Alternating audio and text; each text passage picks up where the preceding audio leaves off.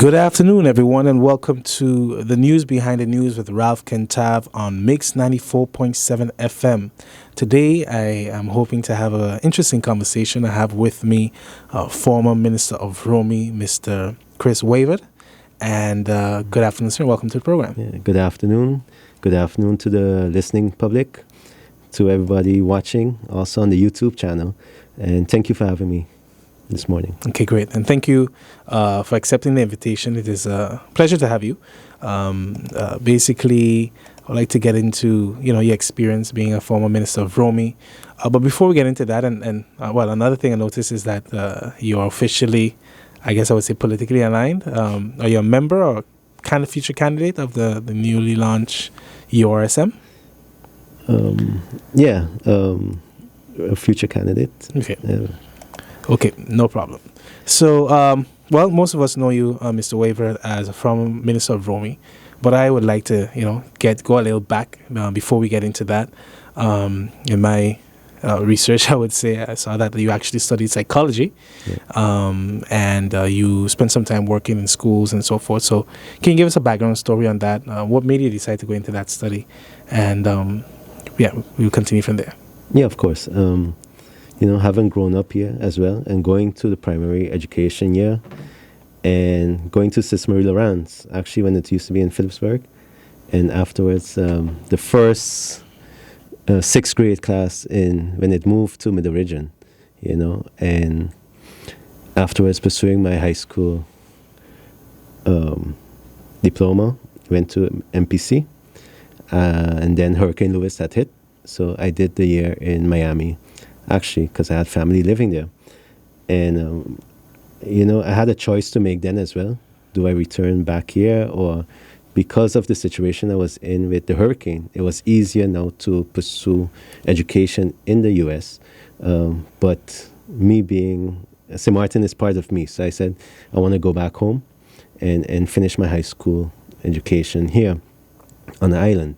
So when I returned, I actually continued at St. Dominic High School. Okay. And we were actually the first class to graduate from St. Dominic High School at the time. So we were the third form, fourth and fifth is when I joined. So then, seeing what's going on as well within the community, I said, let me pursue, it's a lot of soul searching, I think, in the beginning, like many students do. But eventually I said, psychology is something, because I'm intrigued with humanity and the thought and how do we work, and the mind. So based on that, I decided to pursue that. And knowing that one of the pillars within St. Martin as well is the tourism economy. So I decided to also minor within tourism and hospitality.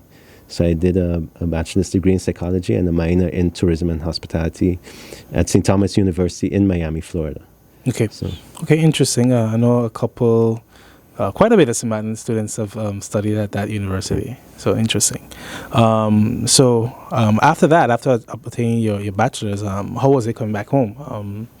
And particularly, I know you work in schools. Can you detail, your experience working as a psychologist with students and give us more info on that? Yeah, so when I came back to St. Martin eventually to look for a future job, I ended up by the Catholic School Board, where they actually placed me, because the Catholic School Board is a combine of the 7 schools, the Catholic schools, and they actually placed me by Sis Marie Laurence. So it's kind of like a full circle from where I came from, but mostly because they had the IE program, which is the individual education, but more targeting the behavioral students and the students that needed a little more guidance, with their behavior and to get them back on track.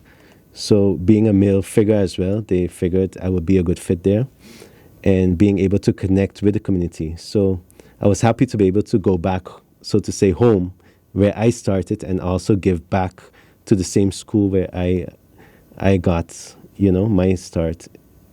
So, it was good. It was good, and it was a nice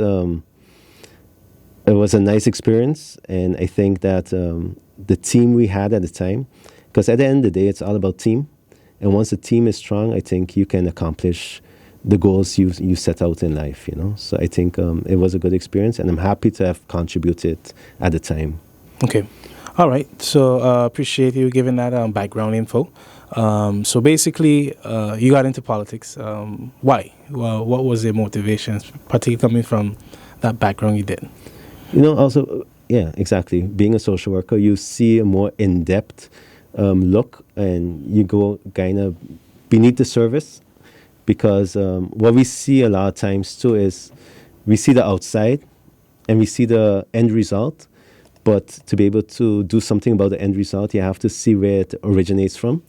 And having the background as well from a social worker, I was able to kind of dig deeper into the social issues of the country and tap into that. And, you know, sometimes, as I say often, to want to initiate a change, you have to become part of the change, you know. So that kind of motivated me as well. And when I got the opportunity to first go in the cabinet and then transition as minister, you know, Cabinet of former Minister of VROMI, and close citizen. yes, yeah. Correct. And I was the chef de cabinet for him. And afterwards, when he resigned, I was able to take up the post as Minister of VROMI. And you know, I took it because at the end of the day, there's so much to be done. And once you have a vision in your head and you can execute it, you know. So I took an oath as well that I would serve this country. So being that I took that oath as well, up to after I left office, I still kind of hold that dear to me, and took that with me to do a lot of the community projects that you've been seeing as well. Okay. And so going back to the point of view, you know, now being a member of this new political party, what made you make the decision to join that party in particular, particularly given, you know, your prior support to some of the former existing political parties? Yeah, no, exactly. What happened is when I left office, it was back again soul searching. Where do you see yourself? I had a choice to make as well. Go with an existing party that's recognized. But, you know, when I go in the community, they will be like, hey, Mr. Wever, please run, we need you, but don't run with this party, or don't run with this party, you know? So that kind of brought me kind of like, okay, but I have to listen to the community at the end of the day, you know, because those are the persons I want to serve. And then I was soul searching. I was like, okay, well, maybe start my own political party, you know, kind of be like a Mr. Muck, you know, may he rest in peace. But at least he stood for something, and he, even though he was by himself, he stood for something, and he was persistent. Yeah, that is you know, true. Yeah. And you admire that in somebody, you know. And what happened is, I got a message actually from Dr. Messalino, and he wanted to meet some time back. So, you know, my first thought was like, okay, well, you know, I was Minister of VROMI. Probably he wants some advice pertaining to the ministry then or something like that. So I said, you know what, let me just go open mind and let me go and see what's about. So really it was in the beginning phase, and we sat and we spoke, and his vision, and he was like, you know, he's getting a lot of requests too, maybe what should we do, this and we bounced a lot of ideas back and forth, and our visions kind of aligned in a sense. And then I remember sitting on the table with Dr. Messalini, myself, and Veronica Janssen, and the three of us were there. And the visions were just, and it just happened so organically that right now it's reached to a point where when you see the launch, the amount of persons that are involved as well, it's amazing, you know, and it shows there's a need within the community as well, and people are happy and I think kind of hopeful that there is a future for us on St. Martin as well. And I don't think it's too late, but I think this is the time, you know, and I firmly believe everything happens for a reason, and there's a time for everything. So how everything aligned and everything like that, it's just organic. Okay.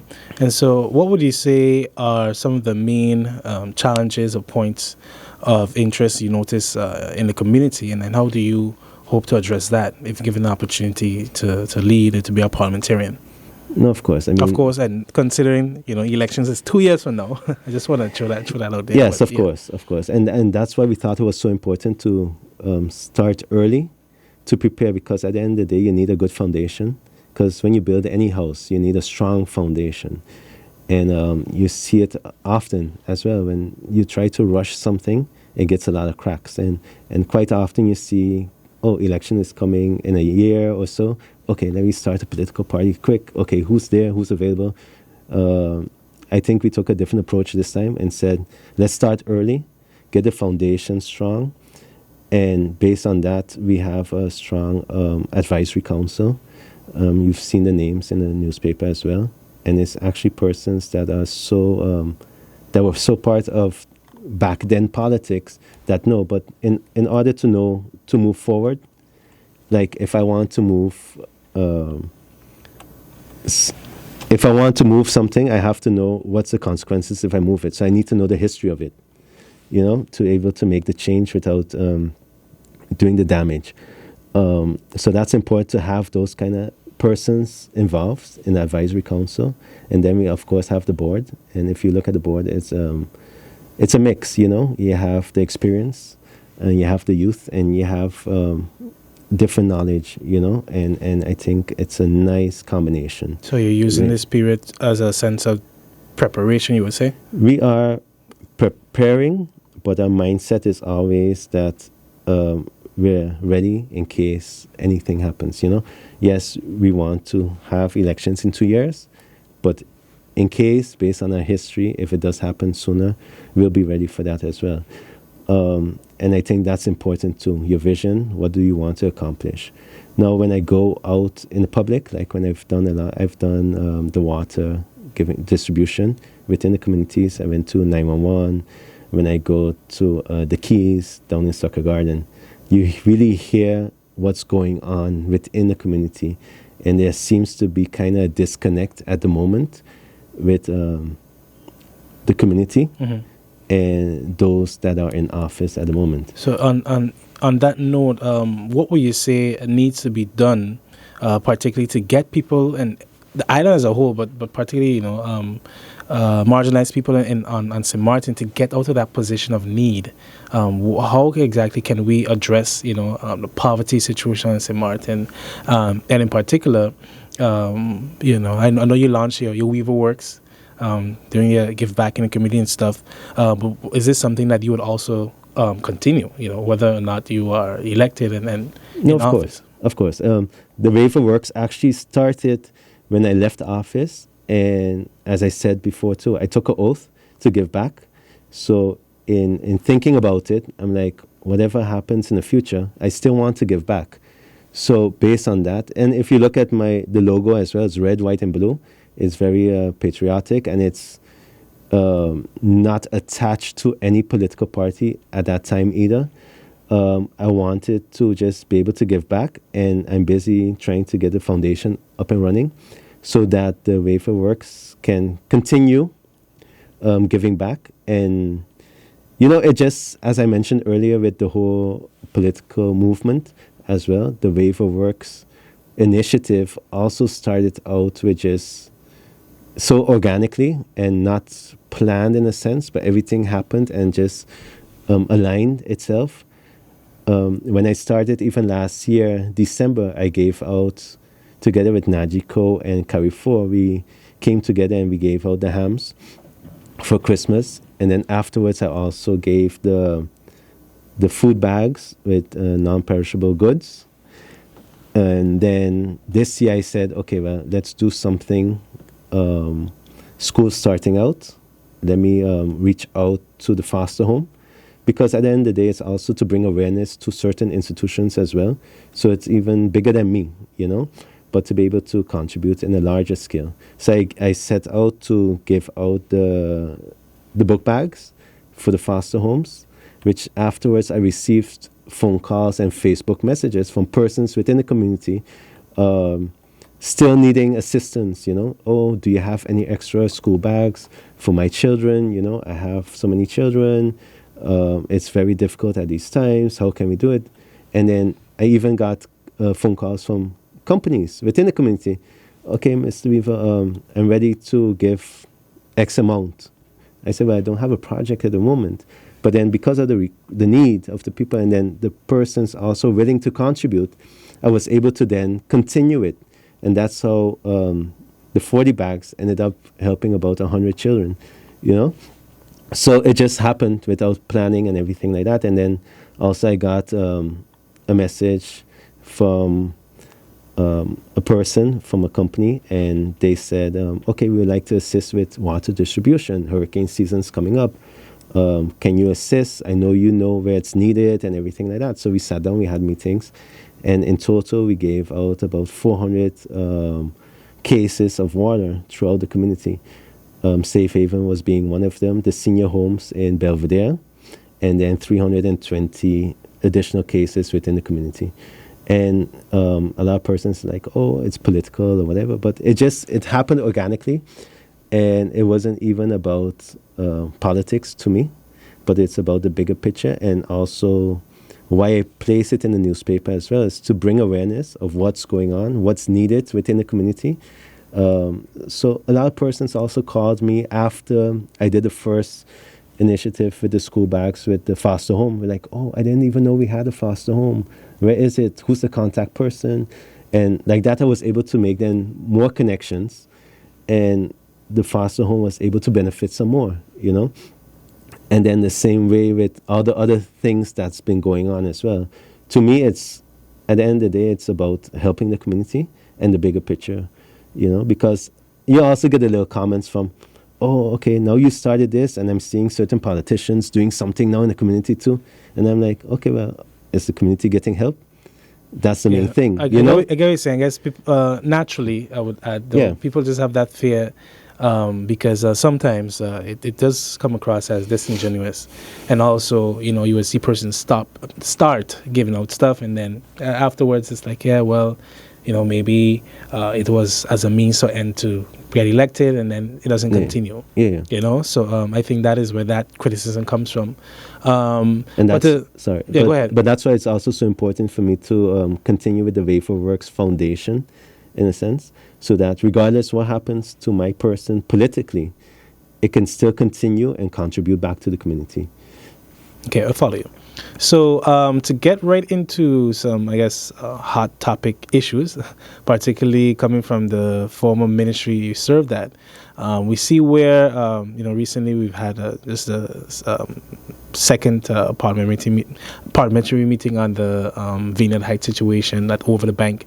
So my question to you is, while you were minister, what was the state of that project?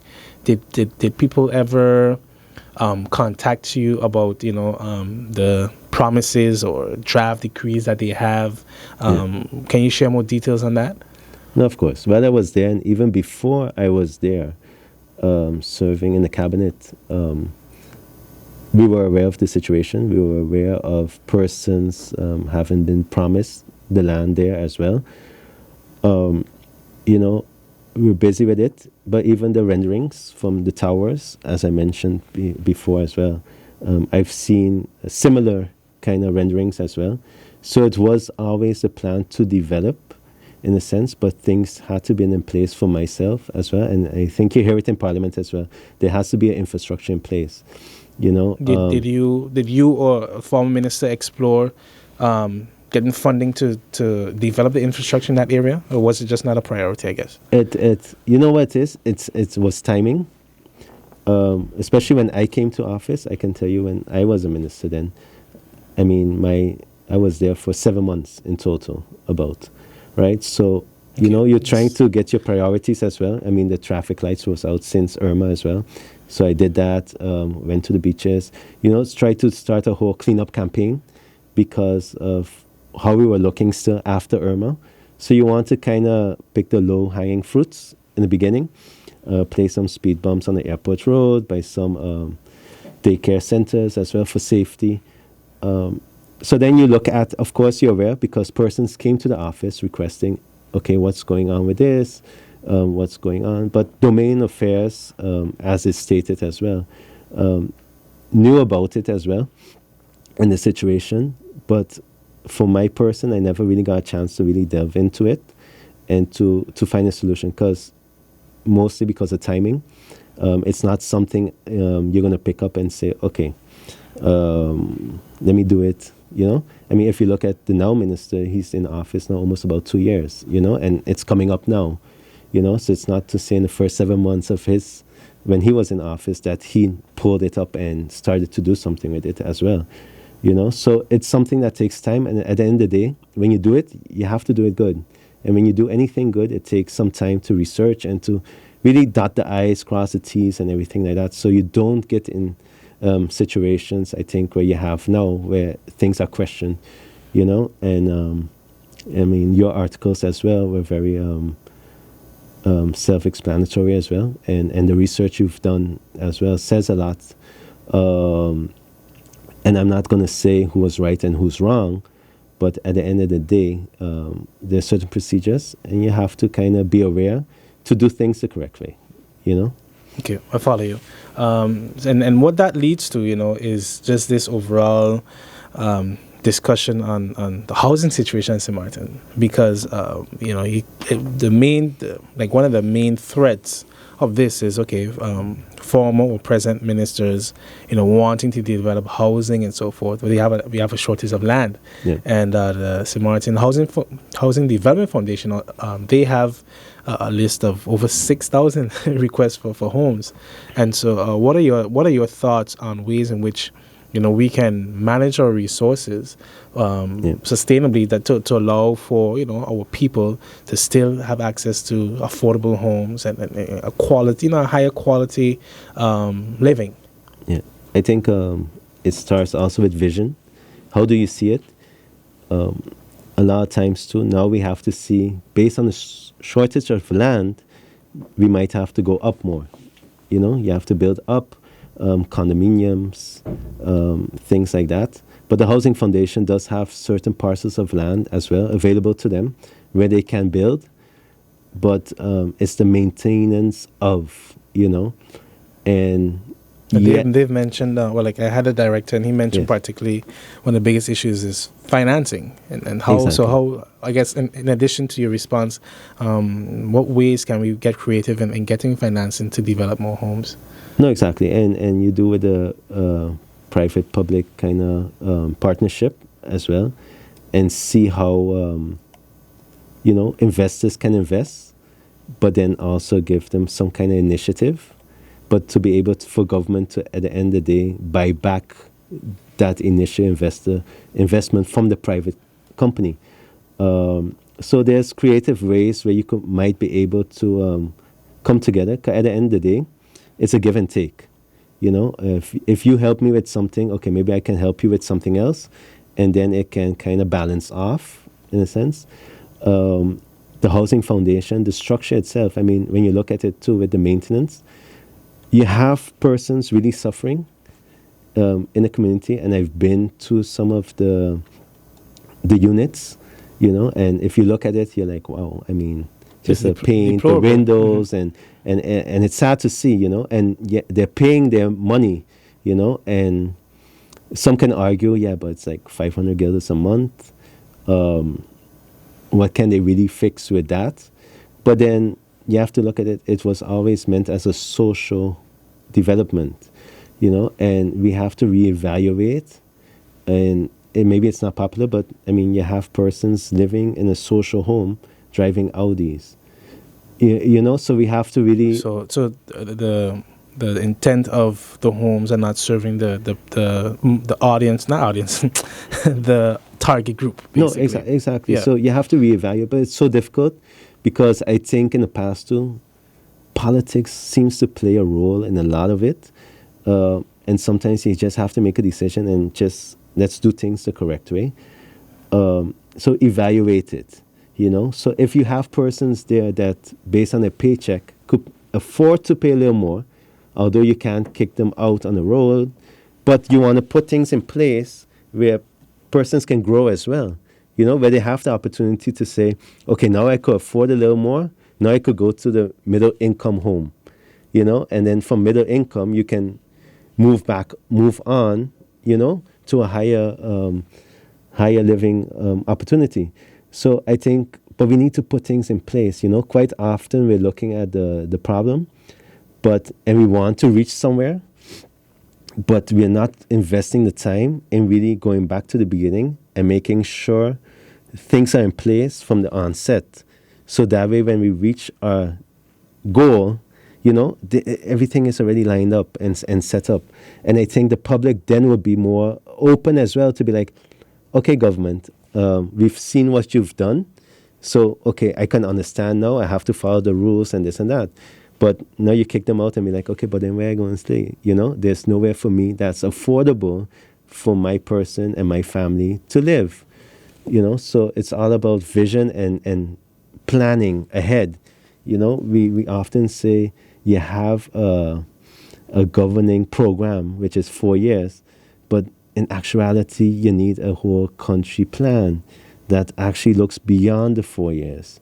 You know, and quite often when we look at a plan, it comes 80% political and 20% actually for the country. Right? I think we need to kind of switch that around to be more, okay, country vision. And of course, there's always some political part in it, but that political part can't outweigh what's important for the country, you know? So that way, whatever government comes into office, that they can just pick it up and it won't be seen as, oh, this is a political something, let's start over from scratch. And if you see from 10, the amount of governments we've had, everything puts aside, you know, and then we never get started. And by the time we do get started, it's election and then a new government comes in. So I think we need to build on that. And part of the new movement as well is that we have a committee specifically focusing on a country plan, you know, and I think that's so important. And based on the long-term vision, you need to know what you have in place. I mean, it's said as well before that, okay, look, we have invested so much millions into a new hospital, you know, but if we knew 20 years ago, we could have got our local students be like, okay, listen, in 20 years, we're getting a new hospital. Let's start prepping the future doctors, the local doctors, you know, in our country. Send them away, come back home, and now they are doctors in our new hospital and have it aligned together, you know. But that's having vision and planning as well, you know. So, yeah. So we're going to take a quick break and we'll be right back. Welcome back, everyone. You're tuned into the news behind the news on Mix 94.7 FM.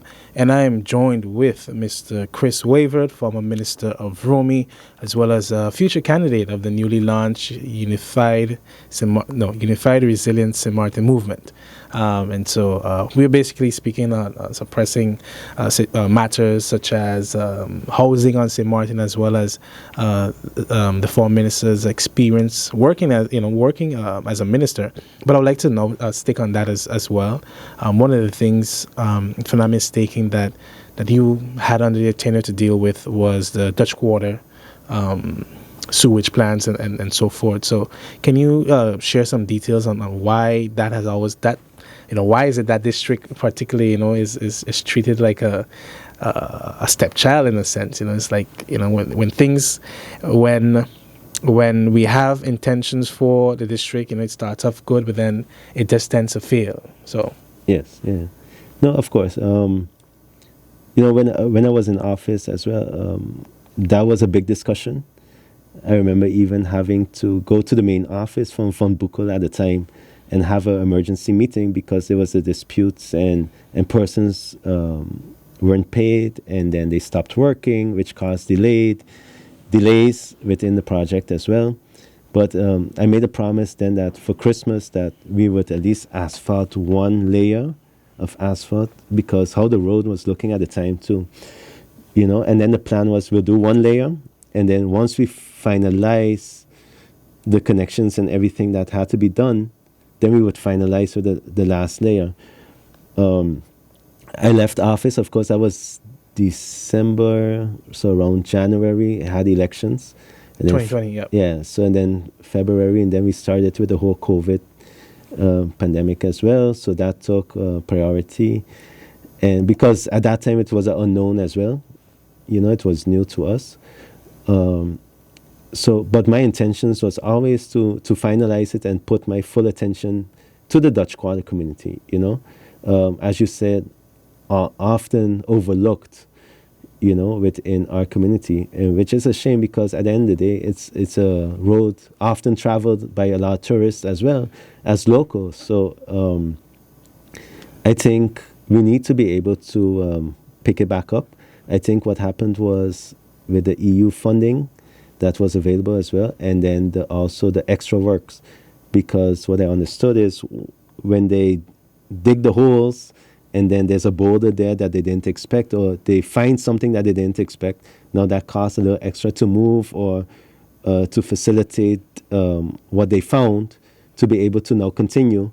It was an extra cost. So there was a dispute as well with the extra cost and the amount that they already said it would cost, So those little disputes, having left office, I was not privy to what this current situation is at the moment either. But I do know I had good correspondence with EU representatives as well, to the point where some representatives like, okay, well, what if another project doesn't go ahead? Should we transfer those funds to Dutch Quarter? And I said, yes, please, because for me, it's a priority, And we had those kind of discussions, many don't know about it, but it was just a WhatsApp communication that we had at the time, and to see how to allocate funding to ensure that this project finally would be done, because we're now going in 2022, and if you look at it, there hasn't much changed since I left office, So yeah, it's something I'm hoping that they pick back up and finalize one day within short. Okay. And so one of the major issues people are often complain about is the processing of building permits, the time it takes. And can you explain how did you guys try to tackle this problem? And just can you explain, I guess, the general process of why it takes so long? Yeah, of course. It's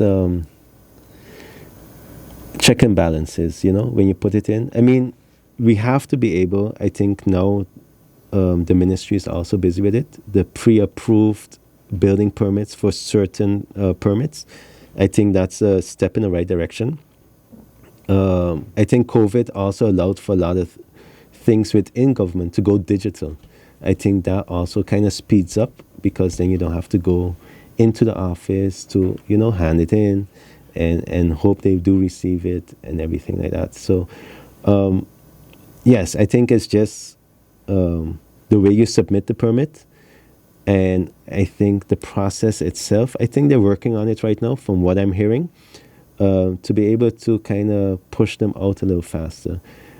What happens is when we're accustomed of a certain way of doing things, which might have worked in the past, but we have to understand too, the population is growing.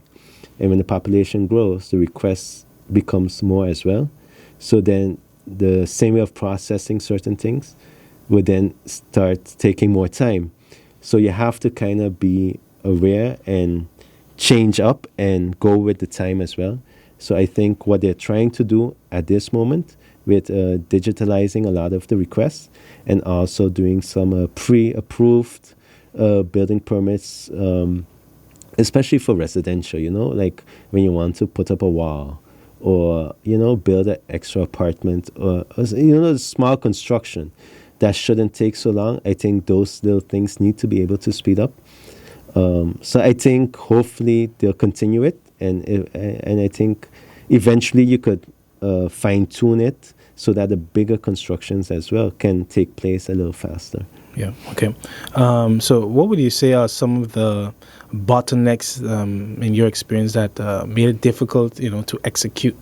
And would you also add that you had to face whether it was internal or outside influences? Being on that position, in that position at the time, you have your coalition you're dealing with as well. So certain ideas that you might have, the majority of the coalition might have a different approach to it. But I think in life, like much things, like a relationship, communication is so key to be able to do what you can do, and to be able to finalize a vision and your ideas. I think what I've heard is that people liked how I was in the 7 months I was there, and the things I've done, is because you come with a plan, you have a vision, and you communicate with the departments, and you say, okay, what's possible, what's not possible, how can we approach it? I think when you include everybody part of your plan, you're able to then accomplish. But once you start going on your own island, that's when things get a little more difficult, because then people are thinking, oh, okay, you're trying to do something behind my back, or why are you excluding me, or, so I think especially within the ministry, once everybody is involved and you communicate, and even the bottlenecks, because they could have a permit that came up, and I'm like, okay, but this is a local person, and why can't we facilitate this? I mean, it's nothing too outside. What are the possibilities, And then you go back with the department head and then discuss what options are, and then you get the client in and inform them, okay, what you're planning to do is a little bit out of the bounds, but let's at least facilitate that, make the changes, and then we'll take it back from here, so you don't have to start the whole process over again. We'll continue the request as is, but just make these changes so that it aligns with our policies.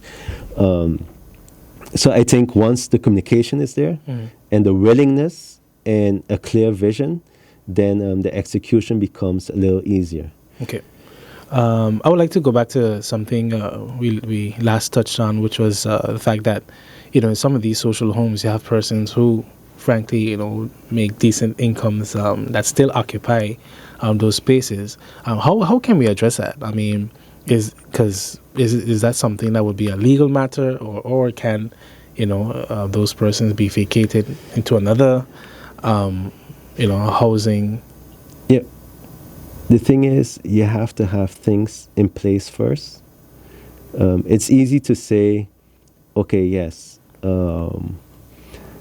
Mr. Kantav, I see your income, you're above, and that's not what we're that part of the social home system that we're trying to put in place. So I give you a 30-day notice right now, and you get on the road.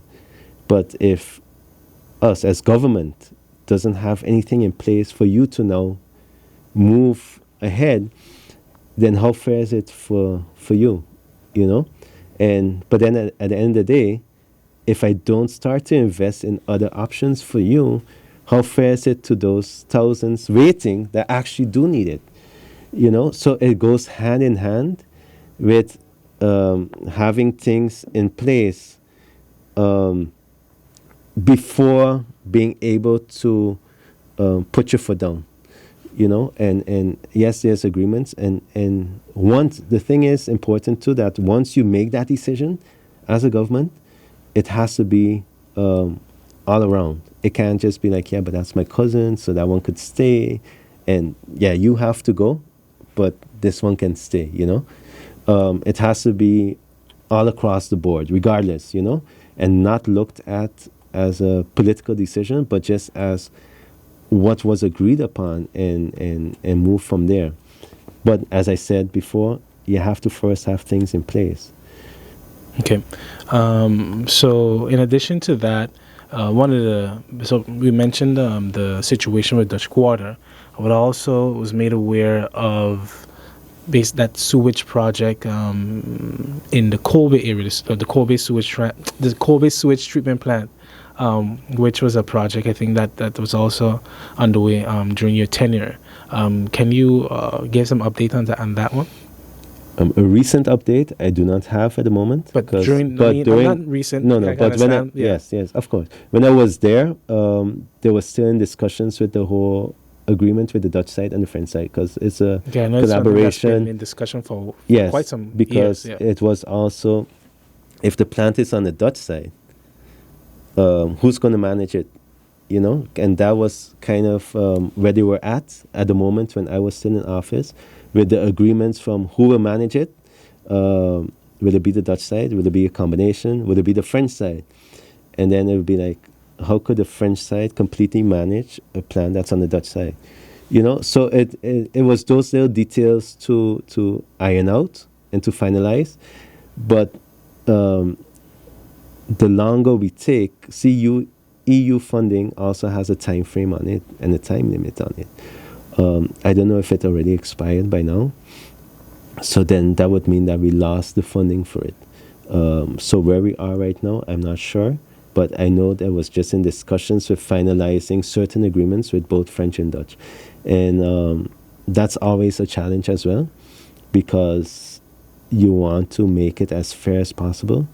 But also, what happens if tomorrow the French side says, okay, no, we don't want no more part in it, but the plant is now on the Dutch side, or the Dutch side could say, okay, well, the plant is on our side, so we don't really need your contribution. So it's firm agreements and trust, I think it is, and to be able to move forward. So hopefully that's also a project that will continue and finalize. Okay.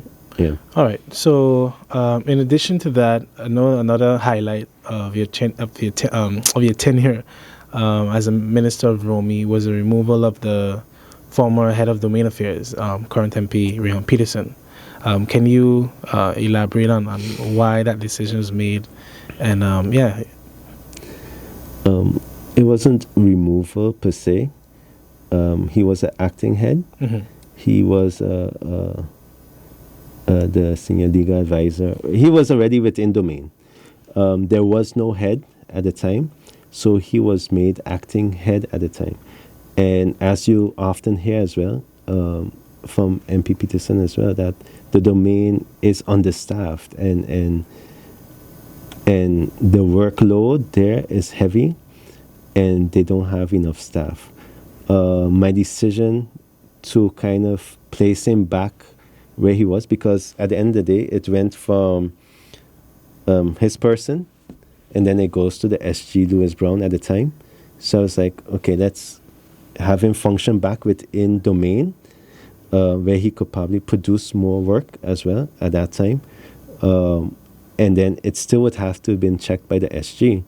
So then it would be kind of the same, but then I would have gained a full-time worker back within domain in that sense, where he didn't have to really look at the documents in the sense of, okay, let me correct this and correct that, because you had SG Brown doing that as well.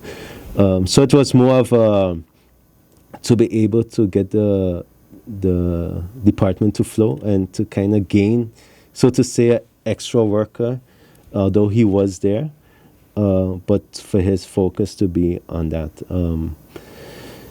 I think the timing, it went political at that time, but my intentions was really to help the ministry in that sense. I wish him nothing but the best, and I think he's doing a good job at the moment as an MP as well.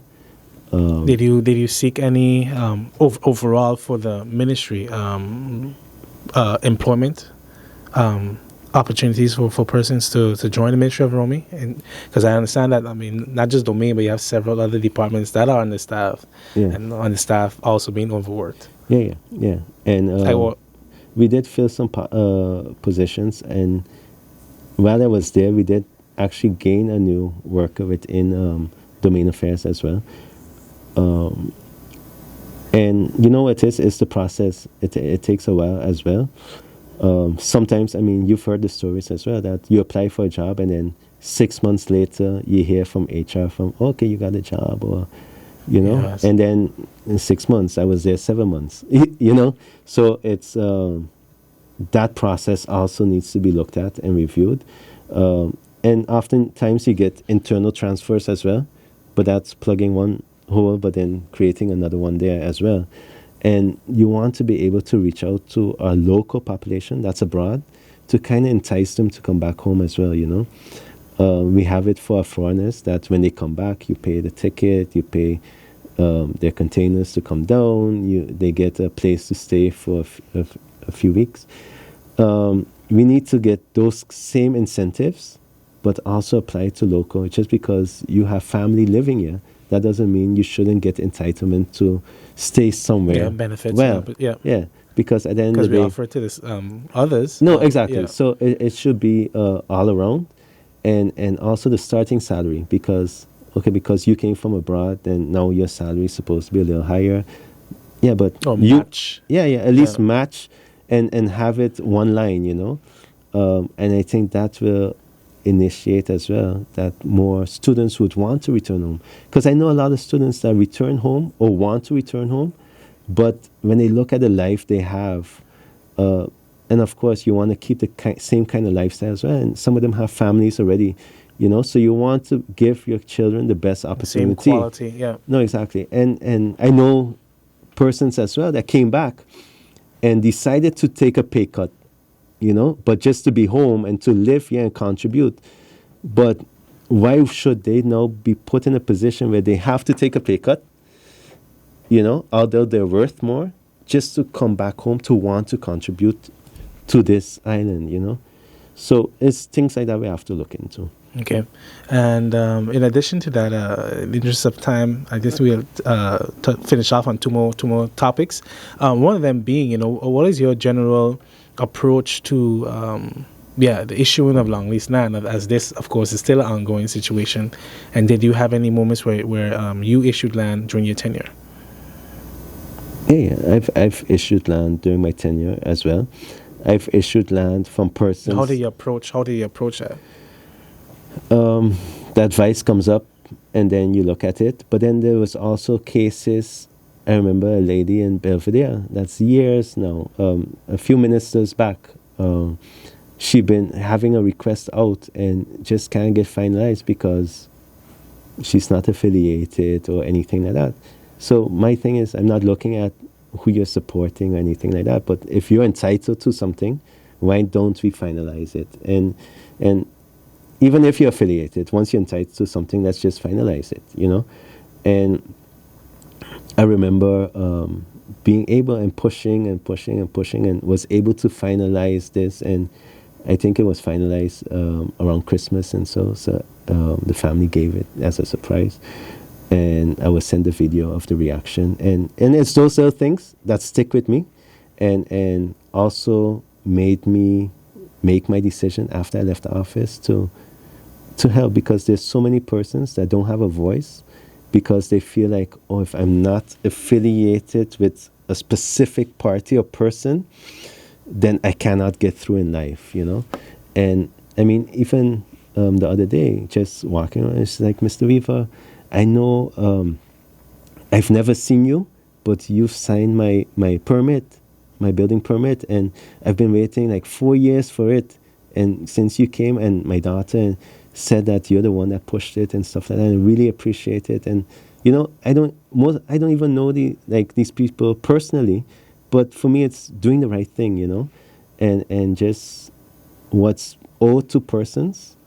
Let's finalize it, and let's give them what is owed to them, to give them that opportunity as well. Because at the end of the day, you don't want to create a beggars nation when you're trying to follow the right procedures. To empower people. Because overall, I guess the main, VROMI, I guess, is everyone's favorite ministry, but it just seems like of all the others, this is the one that really lacks administrative I guess I would say maybe efficiency, maybe, and this is not to down maybe the civil servants and stuff, but because I do understand, one, it's not as staffed as it should be, but the complaints are far-reaching. Yeah, but I think it goes beyond. Unfortunately, it goes beyond just VROMI. VROMI being that it's so public. Yeah. That you get to hear a little bit more of it. The government institution as a whole. Yeah. And as you said it correctly, it's not at any fault of the civil servants, so to say. Most of them are functioning and going to work and actually going above and beyond to serve clients and doing what they have to do. But then there's a few that then, spoil it for the rest, in a sense, or draw the negative light to what these hardworking civil servants are doing, you know. But again, it goes from the top down. You have to give people the tools to be able to function correctly. You know, a lot of offices, you have computers, but they take like 15 minutes to load up, you know, and then we complain, yeah, stuff in government takes forever. But if the tools that we have aren't up to date, you know, and then it goes to financing. Yes, we can complain about financing, but then sometimes you see investments being made or trips being made, you know, by certain persons, and then you're like, yeah, but that could have at least bought 3 computers or 4 computers, and let's start with that, you know. So it's all about investing back in the organization and giving the people the right tools, because at the end of the day, their morale as well, when you come to work and you have what you need to do your work, you'll be more looking forward to come to work, you know. But if you know you're coming to work and then, I got to fight with this computer again, or you know, the phone ain't working, so I got to walk all the way there. Depression hovering over. No, exactly. Yeah. So it does something as well, you know, to your psyche and to want to produce, because there are a lot of civil servants there that want to produce and want to actually make a difference, you know. And I think for a lot of them, that's why they became civil servants as well, to serve the community, but give them the right tools. Okay. You know? So finally, can you detail the decision as to, you know, why you decided to go ahead with granting Alegria the water rights along this? Yes, Alegria, for me, it was the vision and what they did, their plans, what they wanted to do. And if you look at it as well, with it was the breakwater, and it was also a pier that they wanted to build. And that pier would actually accommodate it when we do the home porting, to alleviate some of the traffic as well, to have the boats go from or even the suitcases, to go from the airport straight to the harbor, you know, and to be able to do that. This whole thing about the dolphinarium and anything like that, at the end of the day, VROMI doesn't give a permit for dolphinarium. They would have had to request that to the Minister of TIAT, you know. But they had a plan for a dolphinarium? You know, I've heard talks of it or anything like that. But for me, as VROMI, I'm looking at the breakwater. And when you look at when a hurricane comes, and even before I came to office, they had actually an agreement with Alegria, the airport, and Mullet Bay, to do a whole breakwater there, extend the beach there by Sunset, and then extend the road in front of the airport as well, because you notice the sand comes up there and everything like that, and to kind of expand it so that way it's more safe as well, and that when a storm comes, there doesn't get flooded, because safety also for those persons living there. So for me, it was about looking long-term, looking solution, because yes, I spoke to the harbor as well, like, okay, what do you guys think about this idea? Would it be beneficial for the home porting as well? So I did my research, I did my checks with persons before I said, okay, I have no issues with it, but one of the conditions I did put in it was that it cannot hamper any of the coral that's there. So if there was coral, they would have had to then move the breakwater not to affect the coral. So it goes again to looking long term, because say if next year now we want to do home porting, and I mean, now with COVID, we're not getting as much tourists, but let's say COVID is finished, now we're doing home porting, we're booming.